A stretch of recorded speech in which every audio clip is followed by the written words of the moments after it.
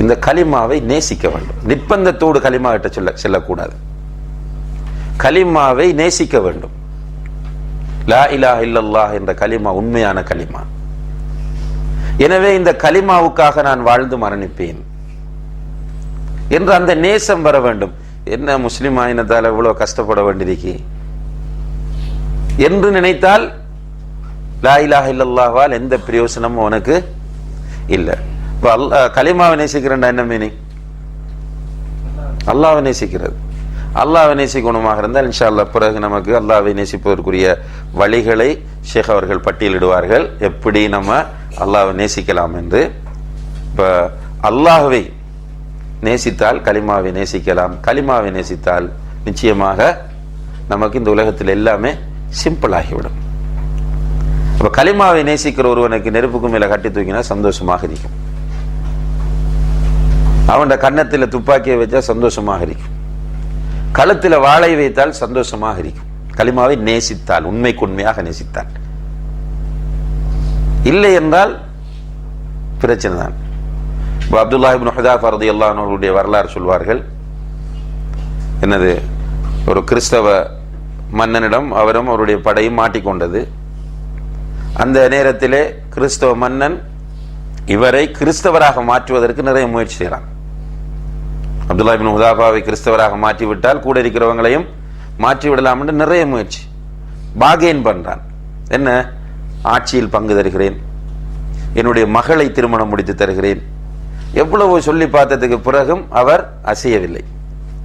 கடைசியில் என்ன பண்றான் என்றால், ஒரு பாத்திரத்தை எடுத்து அதில் எண்ணெய் அல்லது ஏதோ ஒன்றை போட்டு உருக்கி ஒரு முஸ்லீம் கைதியை அந்த இதில் போட்டால் அப்படியே அவர் உருகுகிறார். அந்த எண்ணெயில் போட்டு உருக்கப்படுகிறார். இதை பார்த்து கொண்டிருந்த அப்துல்லாஹ் இப்னு ஹுதாஃபா ரலியல்லாஹு அன்ஹுடைய கண்களால் கண்ணீர் வருகிறது. இப்போ மன்னன் என்ன நினைத்தான்? மனம் மாறிவிட்டார், பயந்து விட்டார் என்று நினைத்தான். இப்போ இவன் நினைத்து இவரோட பேச ஆரம்பிக்கும் போதே சொன்னார்கள், நான் பயந்து விட்டுத்தான் அழுகிறேன் என்று நீ நினைக்கிறாயா? நான் கவலையோடு அழுகிறேன். என்ன கவலை?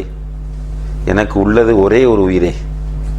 ஒரு 1000 உயிர் இருந்தால் அல்லாஹ்வுக்காக 1000 தடவைகள் என்னுடைய உயிர் போக்கப்படுமே, எனக்கு ஒரு உயிர் தான் இருக்கிறது என்ற கவலையோடு அழுகிறேன். என்ன காரணம்? மஹப்பத்துஹு லிக லா இலாஹ இல்லல்லாஹ்.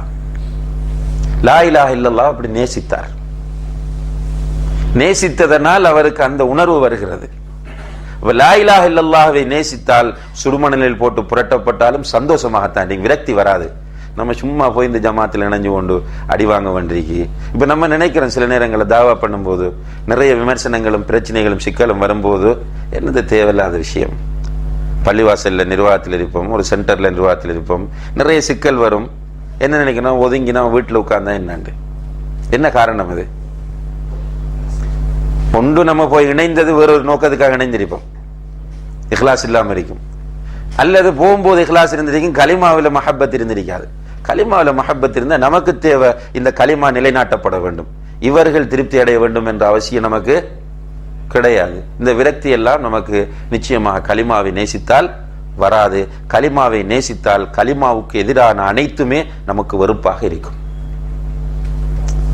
இப்ப நம்முடைய தந்தையை நம்ம நேசிக்கிறோம். தந்தையை பற்றி யாராவது தப்பா பேசினா, தந்தையுடைய விஷயத்துல தப்பா நடந்து கொண்ட கோபம் வருதா இல்லையா?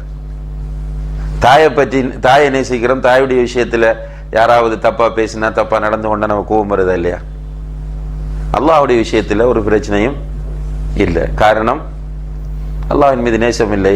அதற்கு காரணம் அல்லாஹ்வை பற்றி படிக்கவில்லை. நம்ம அடிக்கடி சொல்லக்கூடிய அந்த சம்பவம் மீண்டும் நினைவுபடுத்துவதற்கு பொருத்தமானது. என்னது, ஒரு அறிஞர் அகீதா வகுப்பு நடத்தி கொண்டிருந்தார். மாணவர்கள் போர் அடித்து போனார்கள். என்ன சொன்னார்கள் என்றால், அகீதா போதும், ஃபிக்கு படிப்ப மாட்டேன். ஏன்னா ஃபிக்கு பாருங்க, நம்ம அகீதாவில் கேள்வி வராது. ஃபிக்குல அகீதா தஃப்சீர் பாடத்திலே நமக்கு வர கேள்வி இல்லாம இதில் ஃபிக்குல அகீதா பாடத்திலே கேள்வி வரும். ஃபிக்கு தான். ஃபிக்கு பிராக்டிக்கலான விஷயம், இன்ட்ரெஸ்டா இருக்கும். ஆனால் அகீதா உள்ளத்தோடு சம்பந்தமான விஷயம். ஃபர்ஸ்டுக்கு சரியா புரிந்து கொள்ள கஷ்டமாக இருக்கும். புரிந்து கொண்டால் அதை விட இன்பம் ஒன்றுமில்லை. அப்ப இந்த அறிஞர் கற்பித்துக் கொண்டிருக்கும் போது சப்ஜெக்ட் மாற்றுவோம் என்று மாணவர்கள் சொல்லி கொண்டிருக்கிறாங்க. இவரும் அக்கீதா தான் படிப்பிச்சு கொண்டு இப்போ சப்ஜெக்டை முடிச்சுட்டு வேறு ஏதாவது ஃபிக்கோ தப்சீரோ படிப்பிப்போம் இருக்கும் போது ஒரு நாள் ஒரு நிகழ்வு நடக்குது. என்ன நிகழ்வு என்றால், ஒருவர் வாரார், வந்து ஒரு செய்தி சொல்றார். என்றால் ஒருவன் தன்னுடைய தாயோடு விபச்சாரம் செய்து விட்டான் என்று. இந்த செய்தியை மாணவர்கள்ட்ட சொல்லும் போது மாணவர்கள் ஆவேசப்படுறாங்க. அப்படியா, தாயோடு விபச்சாரம் செய்து விட்டானா, அவனை கொல்லணும், அவனை விடக்கூடாது அப்படின்னு சத்தம் போடுறாங்க. இப்போ அவர் மறுநாள் வந்து சொல்றார், அந்த தகவல் தப்பு. என்னென்றால், அந்த வீட்டில் உள்ளவன் அல்லாஹ்வை திட்டுகிறானாம், அல்லாஹ்வை திட்டுகிறான், அல்லாஹ்வை குறை காண்கிறான் என்று சொன்ன. அப்படியா என்று ரிலாக்ஸா கேட்டாங்களாம் மாணவர்கள். முதல் நாள் தாயோடு விபச்சாரம் செய்து விட்டான்னு டென்ஷனாக இருந்தவர்கள், இரண்டாவது நாள் அல்லாஹ்வை திட்டுகிறான் உடனே அப்படியான்னு கேட்டாங்களாம். என்னத்தை காட்டுது? அல்லாஹ் பத்தி பேசின எங்களுக்கு பிரச்சனை இல்லை, விபச்சாரம் நடந்து விடக்கூடாது. ரைட். உடனே ஷேக் சொன்னாரா, எடுங்க அக்கீதா கிதாப் ஃபர்ஸ்ட்ல இருந்து படிப்போம்.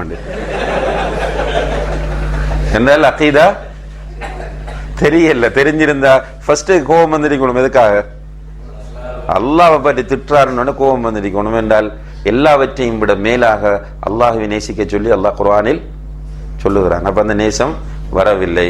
எனவே அன்புள்ள சகோதரர்களே, அக்கீதா திரும்ப திரும்ப சொல்லிக் கொண்டே இருக்கிறோம். நம்ம எந்த அளவுக்கு முக்கியத்துவம்